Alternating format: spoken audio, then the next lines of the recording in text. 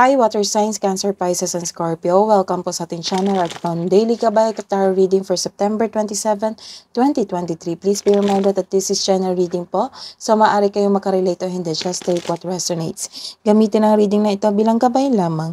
Balik po kayo dito bukas para sa ating Daily Gabay Tarot Reading. September 28 po, bukas. Please like, subscribe, and click bell button para updated po kayo sa Daily Tarot Reading natin. Maraming salamat po. Para po sa gusto magpa-reading, maaari nyo pong makuha ang link. Nasa description box po ito. Message nyo lang po ako sa Messenger. Maraming salamat po. Spirit guides, ano po ang ganap today para kay Cancer, Pisces, and Scorpio ngayong September 27, 2023?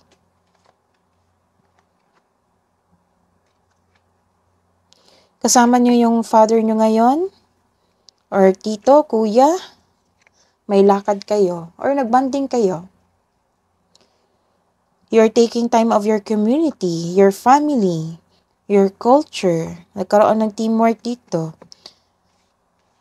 Nagkaroon din kayo ng power, leadership, strength.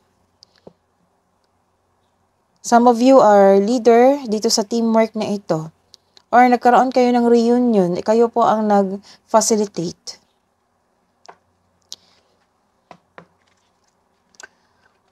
Hingi po kami ng advice, Spirit guys, para po kay Cancer, Pisces, and Scorpio ngayong September 27 po. Choosing your right path. You're on the right path. All is possible. Overcoming obstacles. Wow, you can overcome anything.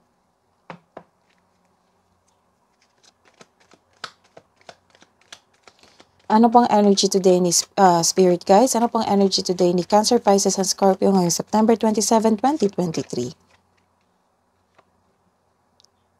This is reverse card. You have a fear of change. Nagkaroon ka ng hesitation. Why? Mag-ingat din sa inyong decision dito kasi nagkaroon ng unwise decision. This is a sign na it's not the right time to take a risk sa mga balak mong simulain. This is also means takot kang mag-move forward or takot ka sa mga challenges na na-encounter mo ngayon. Nagkaroon ka ng hesitation to step out from your comfort zone. May solid plan ka na pero hindi mo pa ginawa, kumbaga mamaya na. Maka-receive kayo ng isang love message ngayon mula sa inyong partner, sa inyong secret admirer, sa inyong parents, sa inyong family, sa inyong anak. Nun. Nagkaroon ng emotional intelligence, sweetness. Nagkaroon din ng self-exploration. Malakas inyong intuition ngayon. May matatanggap ka na mensahe galing sa inyong unexpected sources. Pwede itong galing sa isang tao na mas bata pa sa iyo. O ito inyong intuition. May gustong mag-reach out sa iyo. Gusto niyang humingi ng sorry. May good news na darating. Wow. This card tells you na don't let your emotions get in the way. Let's see your career and money. Cancer, Pisces, and Scorpio ngayong September 27 po.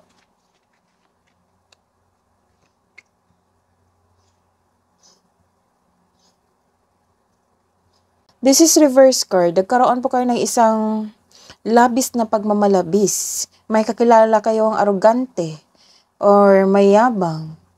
May bossy dito na tao. It might be your boss talaga na very demanding. Gusto niya makuha niya lahat yung gusto niya. Or hindi ka satisfied sa completion ng project mo. This card also tells you na huwag masyadong gastahin kung ano ang biyayang natanggap. Kung is-consider mo ang mga biyayang natanggap, celebrate it by expressing gratitude and generosity. This is a reverse card again. Nagkaroon ng, kaya pala nag-advise dito ang universe na control your money, save your money. Kasi lumabas ito This is a reverse card, nagkaroon ng materialism. Kaya, control over spending. May kasama kayo, or it might be you, na hindi marunong magpahalaga sa kanyang posisyon, sa money niya. May nagsiselos din sa'yo. May nakita akong nagsiselos sa'yo. May nakita rin akong hindi marunong mag-handle ng money, naging materialistic. May taong hindi maasahan sa sa trabaho, sa isang bagay, sa isang sitwasyon. Instead of getting angry, have a conversation with them about expectation mo sa kanya, na malaki yung adjustment mo sa kanya. Kung kailangan, may taong nanghimasok sa desisyon mo, kung kailangan iwasan tong taong ito, iwasan mo na.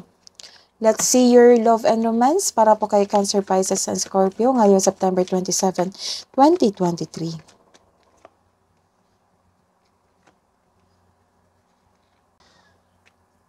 Nagkaroon ng impatience dito sa buhay pag-ibig. Nagkaroon na kayo ng lack of planning.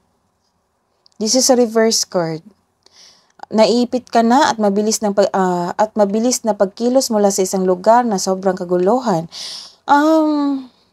May nakikita ako ditong away. Naiinip ka na. May nakita akong away dito, naiinip ka na. Mabilis ang pagkilos mo mula sa isang lugar kasi sobrang gulo na. Dahan-dahan lang at magsaliksik pa. May hinihintay kang tao na gumawa ng hakbang bago ka kumilos. May iniwan ka na hindi mo na binigyan ng pansin. Mag-ingat, may parating na surpresang posibleng di ka aya-aya. A reverse card again, nagkaroon ng impatience talaga. 1, 2, nagkaroon ng impatience. Naging impatient ka sa isang sitwasyon o bagay, nagdesisyon ka na hindi mo masyadong pinag-iisipan kung karapat-dapat ba ito. Marahil nagkaroon ng delay sa inaantay mo. The universe is trying to show you something. Baka may na-miss kang opportunity. The wisdom message is use your time wisely. Hidden truth po. Anong iniisip mo? Anong iniisip niya? Para sa mga single, I know I was a distraction from your pain. Sa mga may relasyon, I wonder if you're happy without me. Love advice po para sa mga single. Power of sisterhood. So, nagkaroon kayo ng community dito. Maybe, nagkaroon kayo ng meeting ng inyong mga ate, mga kapatid mo na babae, kasamahan mo, mga kaibigan mong mga babae.